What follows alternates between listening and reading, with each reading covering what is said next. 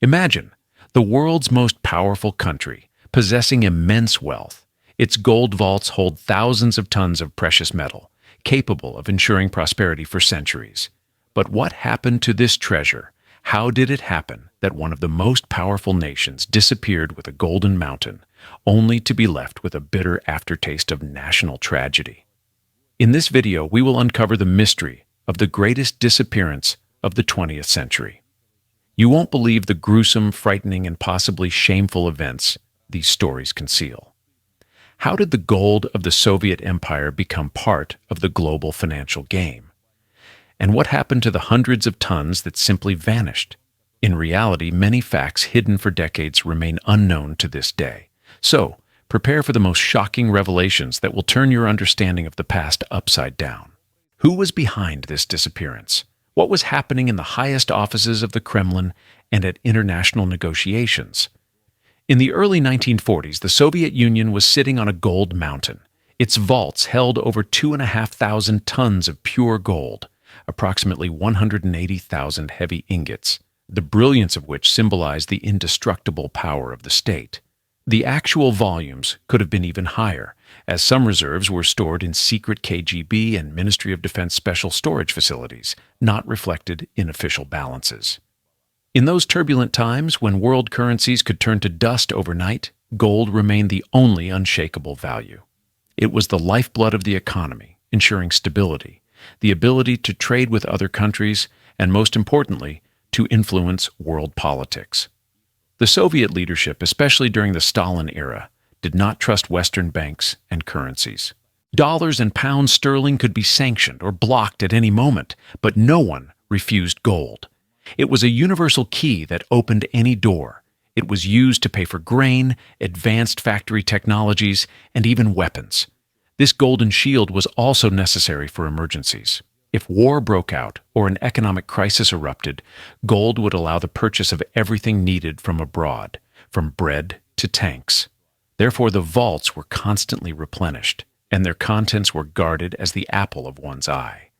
Such a colossal treasure required appropriate protection. It was hidden not in the glittering halls of the state bank, but in places capable of surviving the end of the world itself. The main reserves were dispersed among military bunkers, deep mines, and underground storage facilities, designed to withstand even a direct nuclear strike. These facilities were built in conditions of such secrecy that it bordered on paranoia. Workers signed non-disclosure agreements, were constantly monitored by state security agencies, and all drawings and plans were destroyed immediately after construction was completed. The reason was simple: the threat of war with the West. The Soviet leadership seriously feared a nuclear apocalypse and prepared for the worst-case scenario. Thick concrete walls, massive airtight doors, autonomous ventilation, and life support systems. Everything was designed to ensure the survival of the state even in the event of a global catastrophe. Gold was scattered across different points of the vast country so that in the event of sabotage or an enemy strike, not everything would be lost at once. The USSR treated its gold reserves not as wealth, but as a strategic resource for doomsday. It was protected more than even nuclear missiles. Some of these storage facilities were so secret that information about them did not surface even after the collapse of the Union. It is still unknown whether they were sealed, looted, or continue to hold remnants of former grandeur. The system seemed absolutely invulnerable. But in 1941, the enemy approached Moscow, and it became clear that the impregnable fortresses needed to be opened urgently. The first operation to save gold began, which also gave rise to the first losses. When German troops were rushing towards the capital, it became obvious that the gold reserve needed to be saved urgently. Its capture would be not just a blow to the economy, but a complete collapse of confidence in the Soviet government.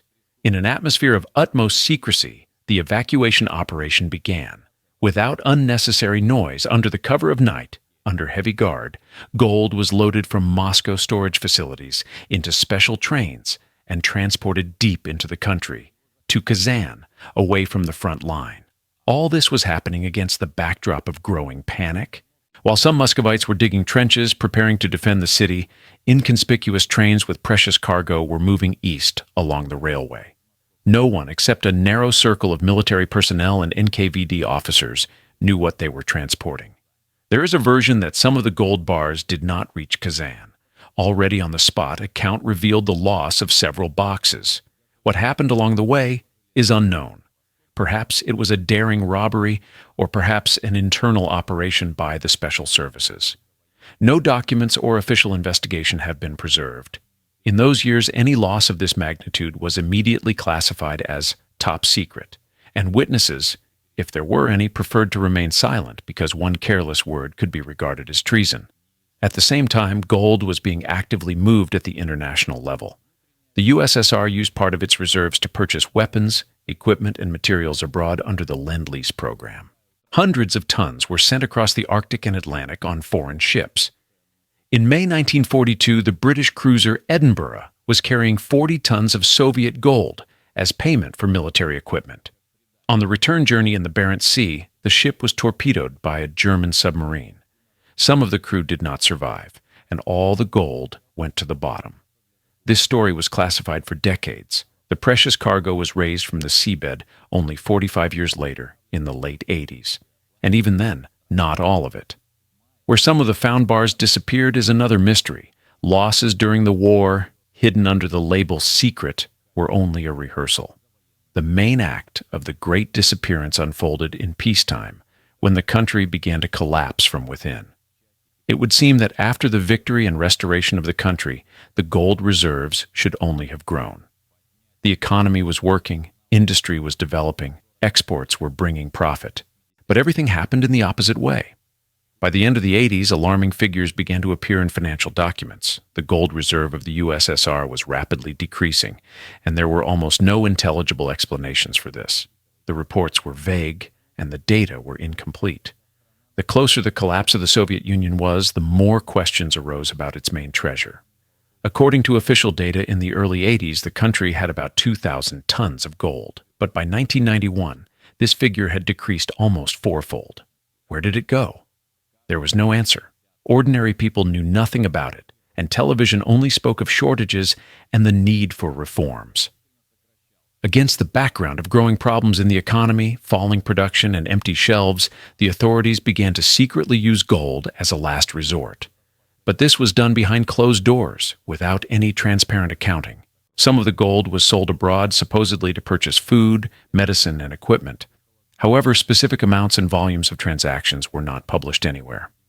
During the years of perestroika, there was an active outflow of gold from the country.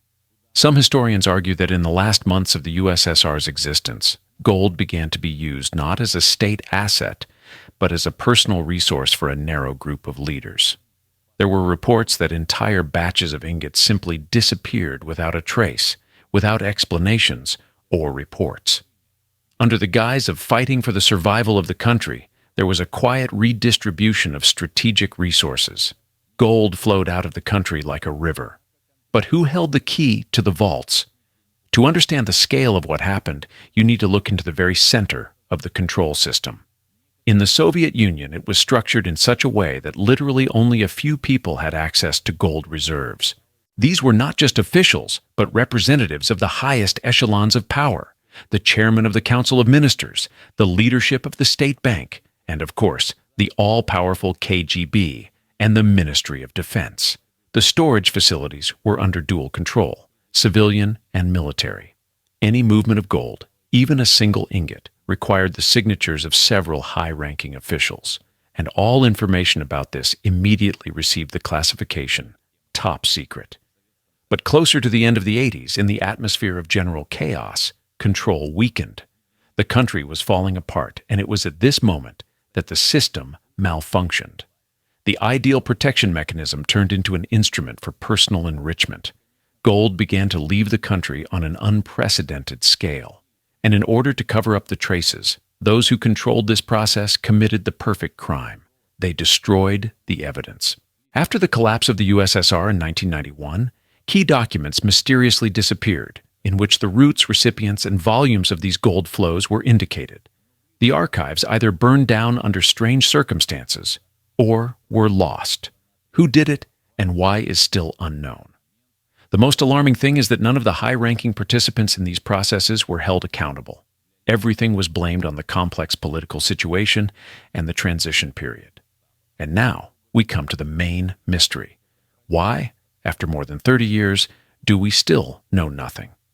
We have modern technologies, international banking systems, archives, special services, and entire commissions have been created.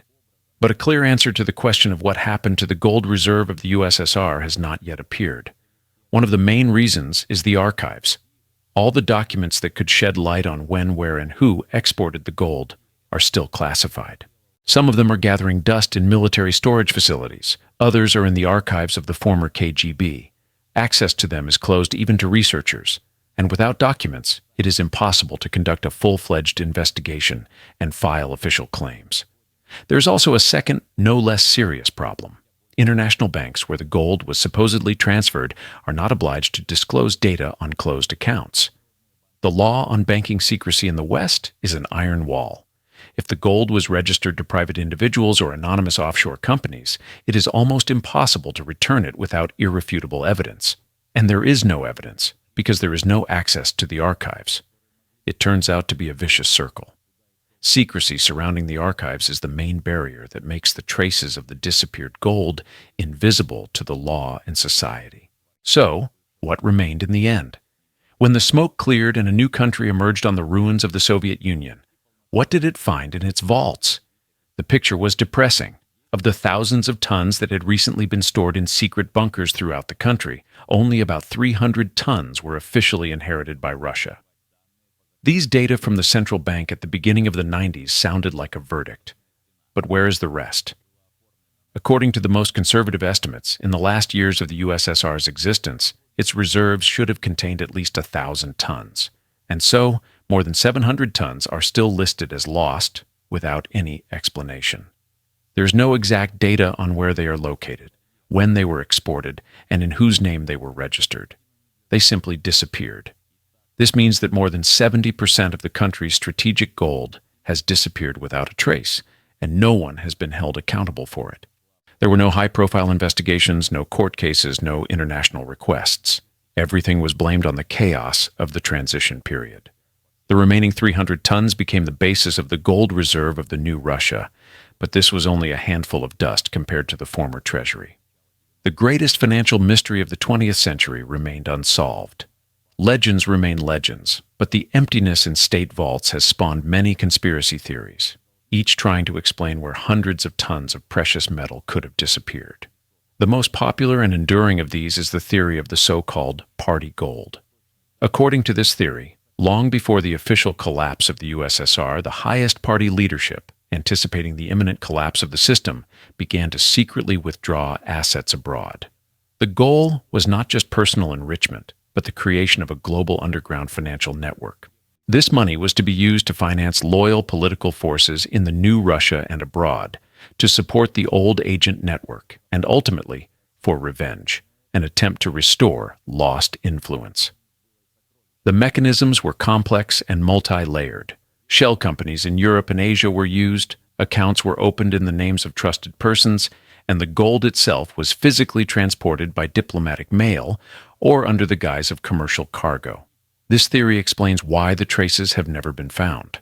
The operation was planned and carried out by professionals from the special services, who knew how to cover their tracks. Another theory, closely related to the first, states that the disappeared gold became the startup capital that allowed a class of Russian oligarchs to emerge overnight. In a country where there was no private property and no legal ways to accumulate a large fortune, the sudden emergence of multi-billion-dollar empires in the early 90s seemed like a miracle. This theory suggests that there was no miracle. Former party functionaries and enterprising figures gained access to some of the withdrawn assets and used them to buy up privatized state enterprises at bargain prices, factories, oil companies, mines. Thus, the nation's treasure became the foundation for the fortunes of several dozen families. Finally, there is a more global, geopolitical theory. Some analysts suggest that the export of gold was part of a secret deal between the Soviet elite and the West. In exchange for guarantees of personal safety and the preservation of some assets, the top of the USSR agreed to a managed collapse of the country to avoid civil war and the uncontrolled spread of nuclear weapons. In this paradigm, gold became the price for a peaceful transition of power and the integration of the new Russia into the world economy as a raw material appendage. Each of these versions has its supporters and opponents, but none of them has irrefutable evidence. They remain ghosts of the past, shadows of disappeared gold, which still stir the minds. The consequences of this grandiose loss turned out to be much more real than any conspiracy theories. They shaped not only the economy of the new Russia, but also its deepest fears, leaving a scar on the national consciousness. This golden echo still sounds in the corridors of power. The disappearance of the strategic reserve directly influenced the catastrophic nature of the economic reforms of the 90s.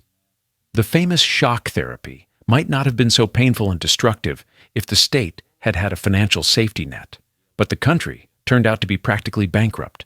The lack of a gold reserve that could stabilize the new national currency led to hyperinflation, the impoverishment of millions of people, and a deep social crisis. The state had to incur debts to international financial organizations, losing economic sovereignty and becoming dependent on external creditors. The trauma received in the 90s turned out to be so deep that it became decisive for all subsequent Kremlin policies. Today's Russian strategy of aggressively building up gold and foreign exchange reserves is not just standard central bank practice. This is a direct consequence of that national catastrophe. This is an almost obsessive desire to build an impregnable financial fortress that cannot be crushed by any external sanctions or internal upheavals. By buying gold in tons, modern Russia is trying to ensure itself against a repeat of history. This is a lesson learned from bitter experience. You can only rely on assets that are physically located on your territory and under your full control. Thus, the great disappearance of the USSR's gold is not just a detective story from the past. This is an event that predetermined Russia's economic weakness in the 90s and its current obsession with financial independence. The ghost of the lost treasure still haunts the country, reminding us how easily you can lose the basis of national sovereignty. Although the documentary trail ends at the borders of Russia, the story itself does not end there. It leads us further into the intricate labyrinths of the global financial system, where assets can change shape and owner with kaleidoscopic speed. The search leads us to quiet and respectable banking jurisdictions that have served as havens for capital from around the world for decades. The first name that comes to mind is, of course, Switzerland. Its legendary banking secrecy, enshrined in law, was the perfect environment to hide anything. Soviet gold could be shipped there, credited to numbered accounts or accounts of front companies, and then legalized and invested in other assets. Another key destination could be Cyprus, which in the 90s turned into a real financial laundry for the post-Soviet space. It is likely that the channels and schemes were established in the last years of the USSR's existence. But it's not just about quiet havens. The world's largest financial centers, such as London and New York, with their huge turnovers, could also have played a role. In the turbulent flow of daily transactions worth billions of dollars, it was easy to disguise the origin of large sums, especially if they had been pre-cleaned through a chain of offshore firms. Gold itself has one insidious property. It is interchangeable. Once a Soviet ingot with a coat of arms and a unique number is melted down, it loses its identity. It becomes anonymous, indistinguishable from any other gold on the world market. Without accompanying documents, proving its origin becomes impossible. This process is most likely what happened.